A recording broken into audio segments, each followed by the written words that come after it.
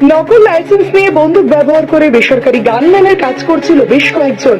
দুর্গাপুরের কোকোব্যান থানা এই ঘটনায় প্রথম সাফল্য পেলেও সে ঘটনার সঙ্গে যুক্ত অভিযুক্তদের জিজ্ঞাসাবাদ করতেই বেরোলো চাঞ্চল্যকর তথ্য।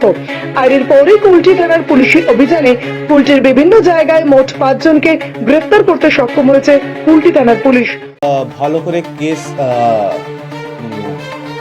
সলভ করলাম। এটা অ্যাক্রস এডিপিসি কেস আছে। কোকোনে একজন আছেন, ওখান থেকে আমি ইনফরমেশন পাই এখানে বিকি যাদব বলে একজনকে অ্যারেস্ট করলাম।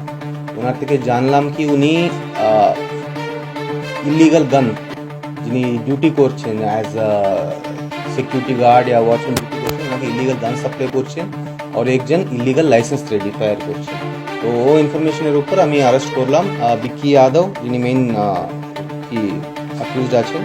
और ওনার থেকে আমি 3 জনের নাম পেলাম, শেখ রফাই, প্রকাশ নুনিয়া আর গোপাল কেশরি। और তারপর ইন্টারোগেশন করার পরে আরেক নাম পেয়েছি জগনারায়ণ সিং।